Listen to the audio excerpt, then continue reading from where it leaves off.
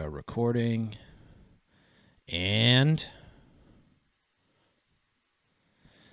we are live, episode 18 of the RINO podcast. She is Caitlin at The Factual Prep. I am Jeff Simone at Jeff Simone MA. And we are two fully vaccinated individuals. I just got my second shot today. Feeling okay, staying hydrated with Dunkin' and water. And if you notice, you should take the 2 Advil. I will. I'm going to take Tylenol as I stay hydrated. I'm going to take some vitamin C. After we get off this recording, I'm going to take some vitamin C and some vitamin D. Get out in the sun a little bit. Stay fully hydrated. And the Tylenol. I don't know when I should take the Tylenol. Maybe I should take it later. But I'll. I took it like 4 hours afterwards. Okay, I can do that. And you'll notice I bought a new ring light to cast better lighting on me for this podcast. And I bought it at Target, and I just grabbed it because it looked like it was I just looked for LED, and for some reason I was like, oh, there's these 2 pretty girls on the box. I'm like, okay, whatever. I just grabbed it as I picked up a new TV for my mother for Mother's Day. So I'm a good son. Bought her a new TV. The ring light. Yep. Are they for Insta influencers? Yep. And then, so I bring it home. And you know what my daughter says to me? She goes, oh my God, Dad, this is like an ad. She goes, those are TikTok stars Charlie D'Amelio and her sister Dixie D'Amelio. I'm like, who the what? I was like, one, you're not on TikTok. I hate TikTok because it was the Chinese app. Yeah. But apparently there's some definite security issues. How does my kid, who I've kept off, does not have a device, doesn't have any apps on the phone, and why are these 2, I'll just say, I'm sure they're very nice young ladies, why are they on the box for being a TikTok star? Like that's like TikTok star. It was like, this is TV's Brett Baer or Fox News's, Yeah. I was astounded. That there's these 2 kids are TikTok stars, and now they branded into an LED light at Target. So, well, good for them. I mean, talent, having no talent and making tons of money for you selling a LED light at Target. You're doing something right. Anyway, how are you? I'm doing good, Jeff. I got a haircut on Friday, so my hair looks really good. You got your hair did. That's good. Yeah. I'm getting a little shaggy. I need mine. I'll get mine done soon. Oh, good. This week. But speaking of cuts, Liz Cheney. Ooh, big drama this week. Liz Cheney versus the GOP. All right. Yeah. This has been going on all week. I'm going to point this out. RB Pundit, who I like, and sometimes he ticks me off, but I like him for the most part. He makes good points. Pointed this out. Nobody cares about this except DC media bubbles, and I guess us. And to that point, I don't really care that much because this won't affect anything in the real world or even real elections. But it is interesting to see what's taking place with Cheney specifically, and kind of how, and I think I have some other thoughts on this and how it touches on to, the dispatch crew and what I think is going on that we were either I tweeted at you or DM'd you about earlier this week. So give us the rundown. I know we covered Liz Cheney a little bit last week. So what are your thoughts on the congresswoman, the lone congresswoman from Wyoming? Where's she from? Since we talked last time? Yeah. I mean, I think, okay. So, I mean, first of all, my personal opinion on what's going on is that she's just not doing her job. She was not doing it before. And since probably her last leadership vote, she just wasn't doing her job. And her job is basically to be a partisan hack for the GOP. Like, that is your job, lady. She just wasn't doing it. And then when she was in front of the camera, she just constantly kept on bringing up, January 6th with a party that kind of, we want to move forward, but we want to do it in the best way possible. Okay. And doing that in the best way possible with trying to make the entire caucus kind of happy, which is a lot of herding cats. Like, I get it on that end, but it's like, you're in this leadership role. Like, like, you got to be a partisan hack. You can't be putting the rest of the caucus on defense. And that's what she was kind of doing. So that's my personal, she had an option to make sure the messaging would be something that makes everyone happy, and it just wasn't happening. So the messaging that is the best of both worlds, and the way to approach it is the way Mitch McConnell's approaching it. I completely agree, actually. Now, the political strategist, Jeff being the political strategist of what the GOP should do. So January 6th happened, and it largely happened because Trump prattled on about conspiracy theories for 2 months. Yeah. And worked up his hardcore followers into a frenzy, and they had a riot, not an insurrection, a riot, not an insurrection. So the riot happened. So there's two things going on here, and you're normal if you think like me and probably Caitlin, but we'll check that in a second. But, and I mean that in the sense that there is something going on where people on the right are trying to downplay what happened January 6th as, come on, it didn't happen. And it turned out the cop that died did not die of, I don't think we need to retcon anything like that. No, but that's going on. They are trying to retcon it. And they're saying, no, come on, it was nothing. What are you talking about? Like, nothing really happened, and there's other conspiracies about Antifa infiltrating. Might be something to that. I've seen video clips of individuals involved who actually caused the rioting and broke down those barriers. But aside from that, on the right, that's happening. And on the left, they're saying it's a white supremacist insurrection. And they're overplaying it. When the truth is somewhere in the middle, where it was a riot, it was bad. Yes. It wasn't a mortal threat to our democracy as the left plays out, but also wasn't nothing. And from where I sit, it wasn't 9/11, so everyone needs to stop it was. It was not. That's one that pisses me off. Yeah. And Trump had some responsibility in that. Okay. Now, his responsibility in that is that, he should have been impeached. He wasn't. There wasn't enough time. It dragged on for a couple weeks, and then he was out of office. Okay, because impeachment, how you fire a president is the process of impeachment. That's it. And he should have been fired for that. If he wants to run again, okay, we'll deal with that then. But that's a conversation for another day. But in my mind, January 6th, it's like, no, you lose the job. You get fired. Yeah. Okay. After that, it's done. January 21st, Joe Biden's president. That's it.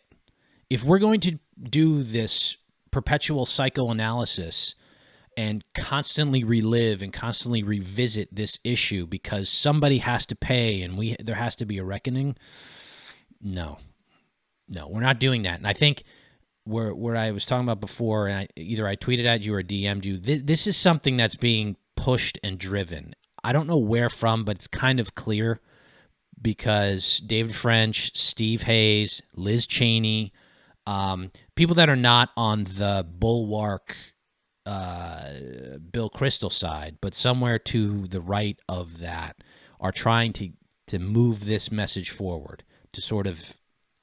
You're right. They're pushing this concept that we constantly need to keep talking about this, right? Yeah. Like, it needs to be our constant focus until Trump is, completely alienated from the party. I'm not.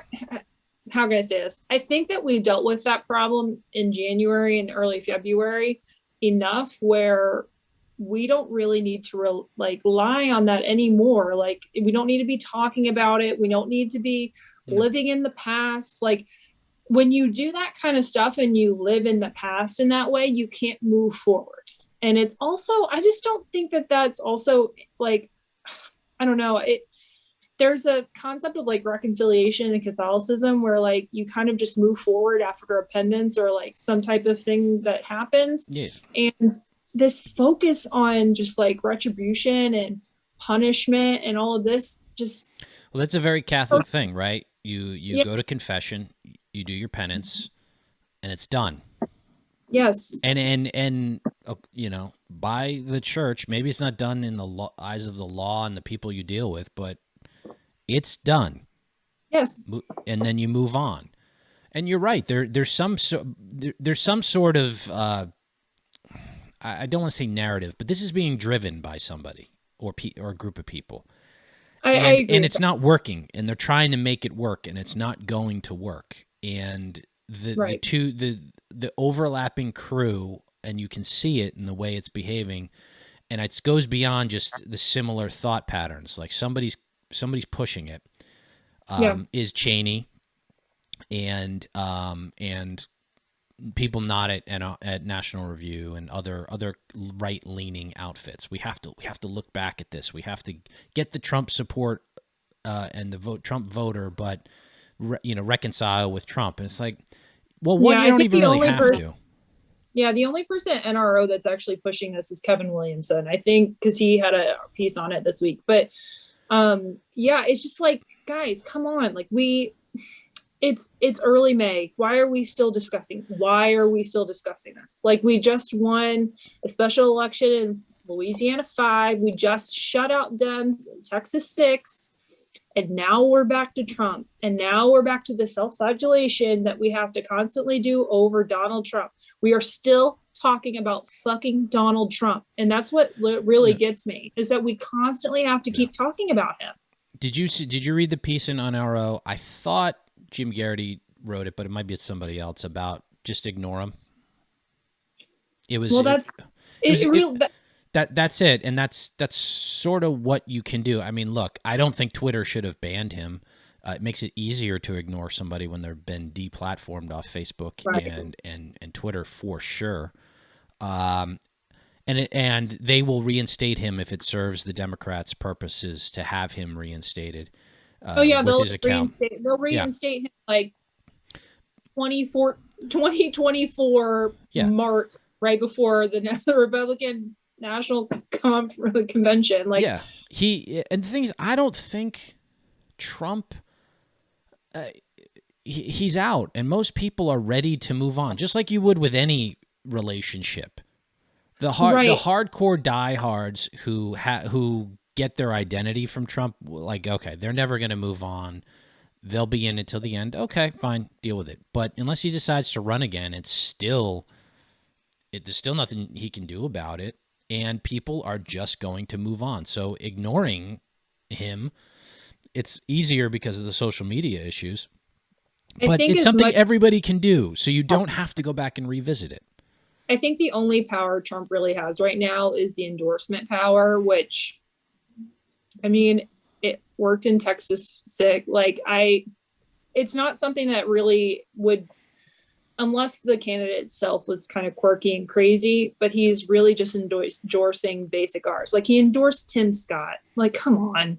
Yeah. He endorsed Julia Letlow and Louisiana 5. He's endorsing basic R's right now. So I don't have concern in the fact that, the endorsement really is a huge deal. But what I don't like about the current rhetoric around it and the conservative pundits who are focusing on him is that it's very clear that your personality and your current punditry and your current commentary is being driven by talking about Trump. And if that is what you're going to do, I'm not going to read you. Yeah. Like, I'm done. Like, I'm done. I don't want to talk about Trump anymore. I want to talk about Biden's bad jobs report, which we'll talk about later. I want to talk about the immigration crisis on the border that's not being solved. I want to talk about the fact that I read an article yesterday in the New York Magazine about the Biden administration policing language that they don't like. So, in the way that they want to frame situations to put it on their terms, that concerns me. I don't really care about Donald Trump anymore because he's not really president of the United States. Well, he's not really, but he is not president of the United States. So why do we constantly have to bring him up? I don't understand. There's well, I think there's two things. It's an internal power battle, right? And I think people have tuned into this podcast and they get more of an inside scoop on Massachusetts Republican politics because we have inside knowledge of it and the inner Right. workings. And I think the same battle that is taking place here is taking place nationally with different dynamics, right? Where I think there are people who there's maybe three categories, right? People who are hardcore hanging on to Trump and going to leverage Trump's power base for their own ends. People in the middle, and I say middle not policy-wise, but just playing it more politically, like McConnell, who are like, no, move on. We're done here. And then people who want to take it back away and not to make sure people on the Trump side don't get the power back again. Right. And they Right. are the Cheney types. So call McConnell and McCarthy more in the middle, and the more on the Trump I side would consider be myself the middle. I consider myself myself probably too. There's reckoning and internal fighting aren't going to serve us well. And right. I maintain that nationally, my opinion on that from the national terms, and I maintain that opinion within Massachusetts. It's like I'm not going to fight it out with the other side if we can get along and move forward.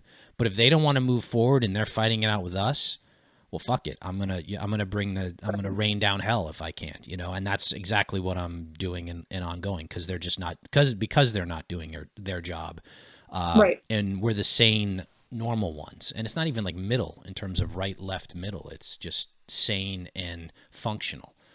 Right. The other half to this, where you and I might disagree, is that they want Elise Stefanik. How do you say her last name? Is it least I say Elise Stefanik. Stafanik. Okay, they want her to replace Cheney, and she's not as big C conservative as Cheney is and was, and that sort of bothers me. To have somebody like that in leadership. I'm not saying somebody else shouldn't replace Cheney, but the fiscally moderate to fiscally I don't care wing of the new GOP, we do have to have that fight. And I'm not, Yeah. the stuff that she has either voted against or voted for. Well, we got to talk about that. So I mean, do you care who replaces her? Or are you just pushing Stefanik because Cheney's not doing her job, or like Stefanik? I know Elise's people who work for her, so I like her people, and Okay. that's the reason why I like her. I think she's I think she's a good enough conservative for her district because New York is really hard. I think if being in Massachusetts, we can kind of understand. I'm not saying that. Look, for her district, she needs to vote however she needs to vote to get her reelected, and we'll fight the fights when it's appropriate and politically aligns for her to do so. But leadership, having a liberally spending Republican, it does not serve leadership well.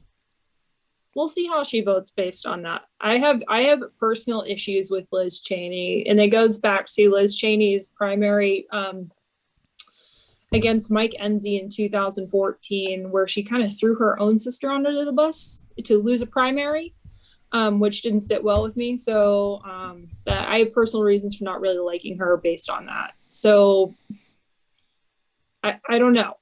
Do I choose the person I don't really personally like because they have a 90% conservative score and they're not doing their job? Or do I pick the person in New York who messages well and might not vote exactly what I want, but she messages well going into an election cycle?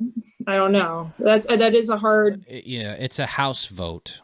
Okay, so Right. It's less significant than, say, a Senate vote. The Senate votes are absolutely more significant. Yeah, yes. Yeah. So I can...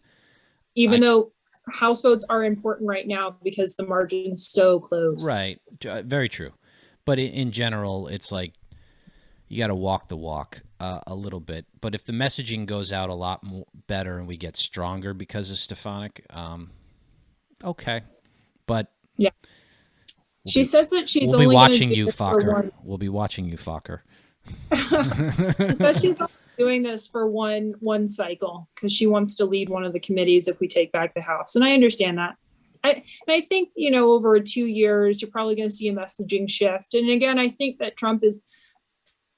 There was this interesting data point that was released this week where since January 6th and going into May, that Trump's mentions have gone down 90%. Yeah. So again, we're talking about someone who's not even really relevant anymore. You are making him relevant. So why are we talking about him? And going into after midterms, I don't think he's going to be as relevant as we think you all think more in terms of endorsements. So I agree. It's just human nature. He may decide to run again. I just don't think he will. I think he'll once the fire goes out of your belly. I think if he endorses Ron DeSantis, then we're not going to have a huge primary. Right. I think DeSantis would be the one. If he endorses DeSantis, it's pretty much done. DeSantis should cruise to re-election next year. We'll see. Anything can happen, but he's looking very good.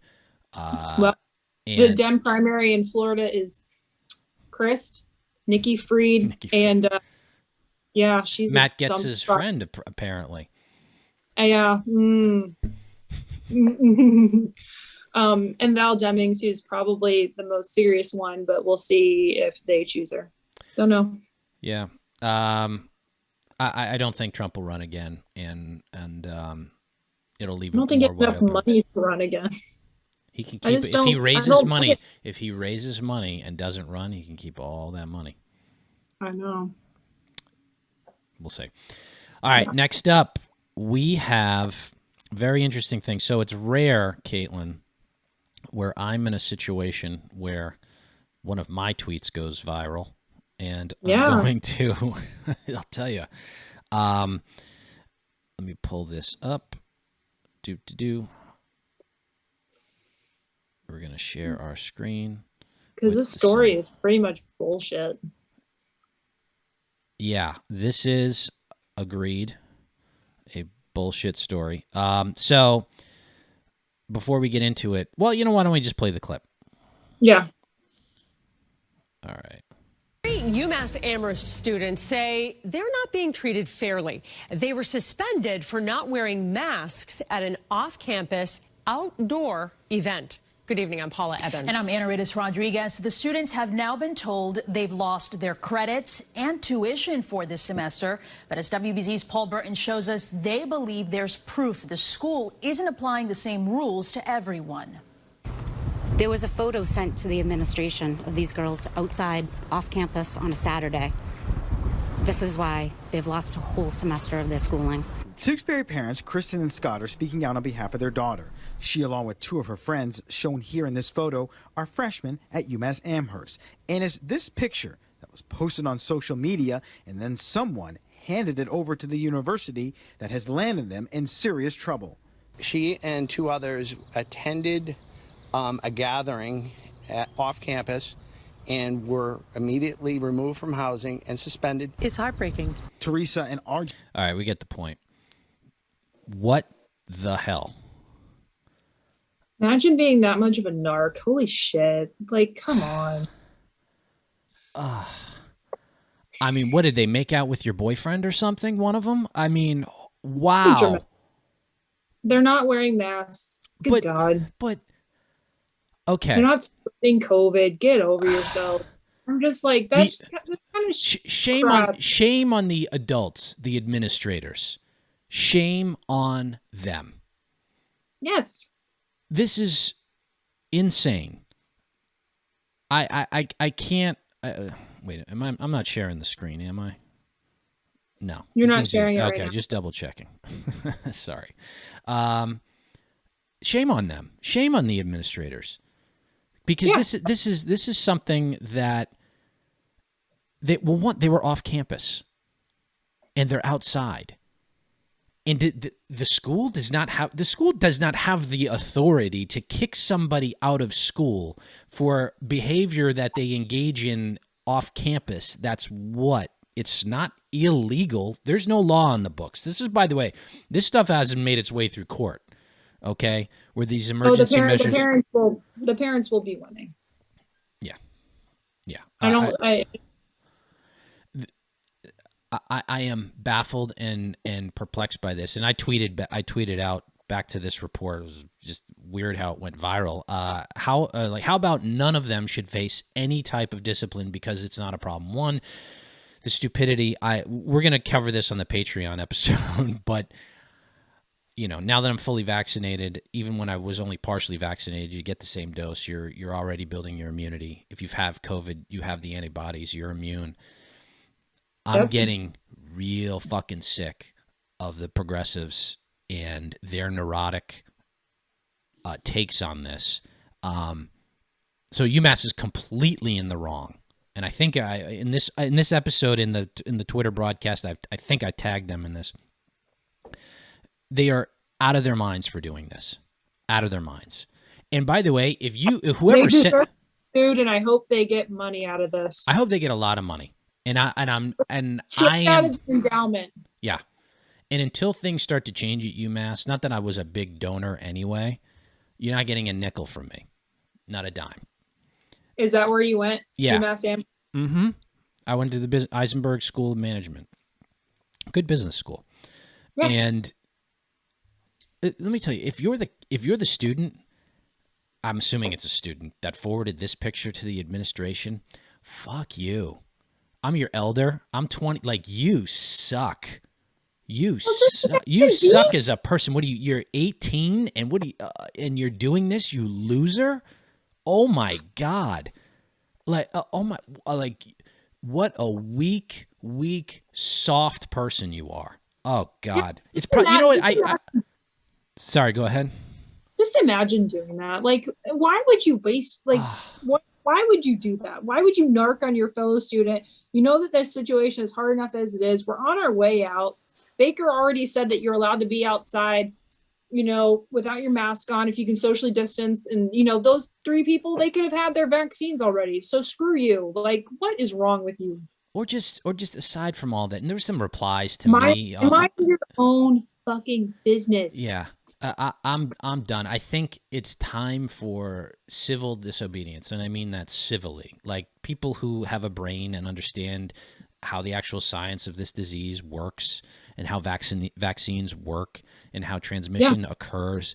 We have to actually start stepping up and going, no, we're not doing this anymore.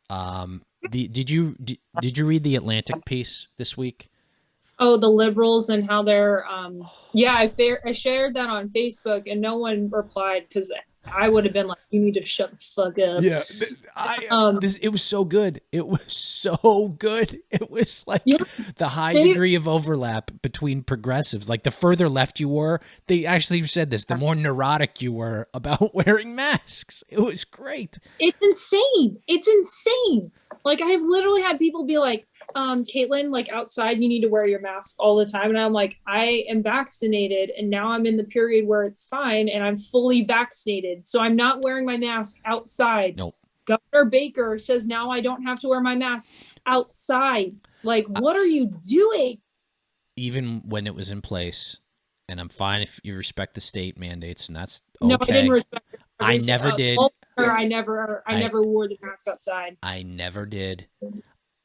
I still see people, saw them this morning, riding their bike on a bicycle, wearing their fucking masks. Okay.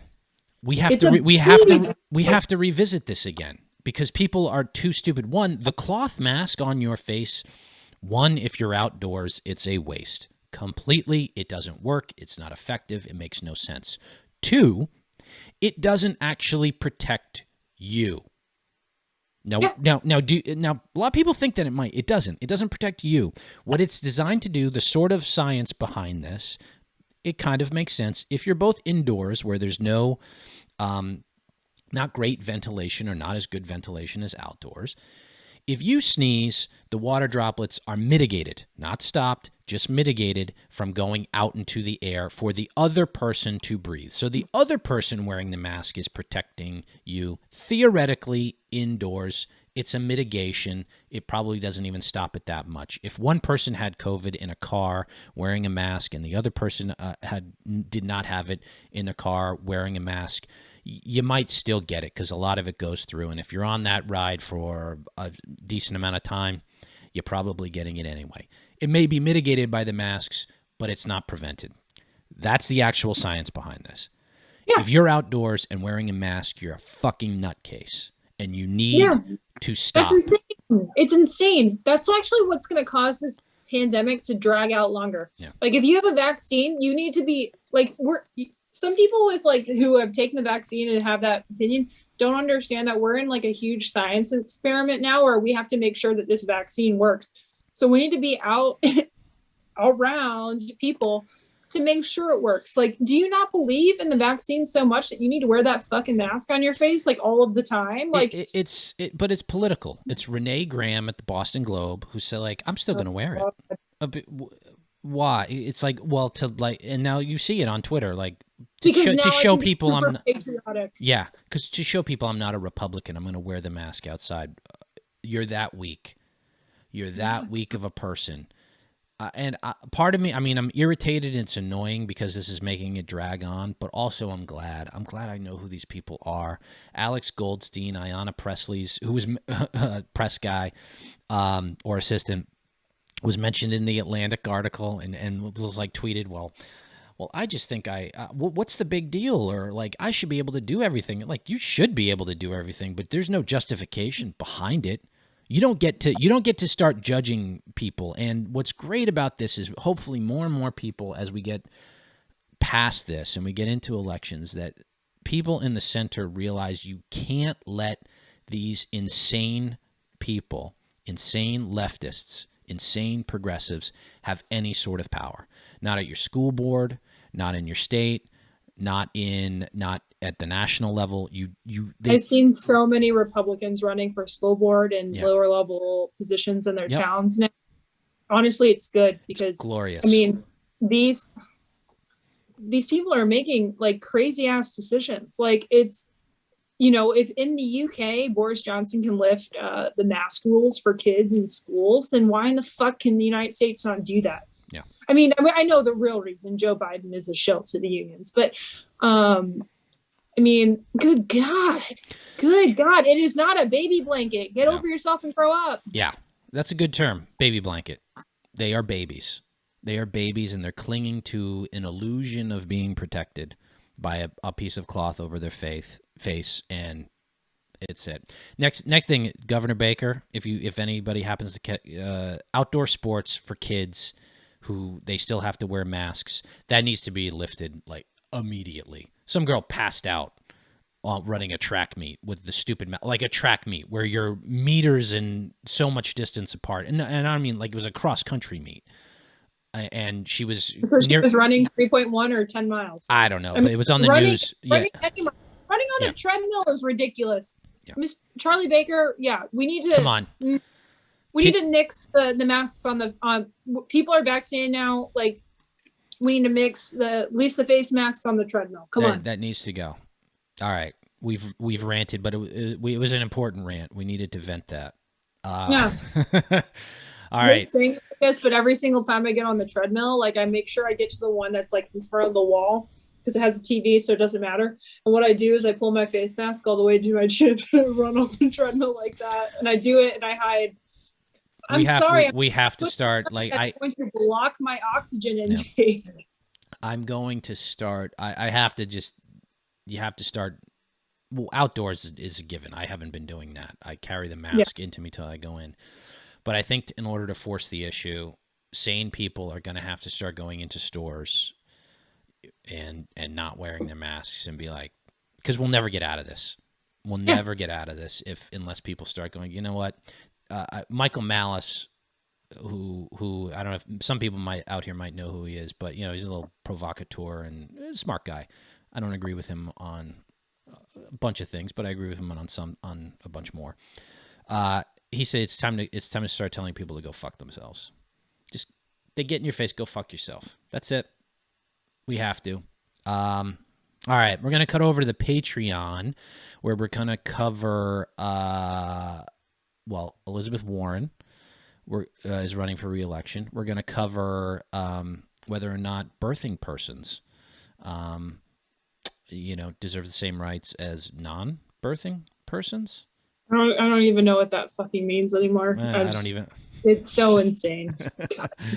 We will also be covering what else? Oh, the job situation and how we probably didn't need the second stimulus at all, and it's only making things worse, as most progressive ideas make things worse. All right, join us on patreon.com/rhinopod, patreon.com/rhinopod, patreon.com/rhinopod. Until next time, have a great week, and we will catch you on the page. Say bye, Caitlin. Bye, guys. Bye-bye.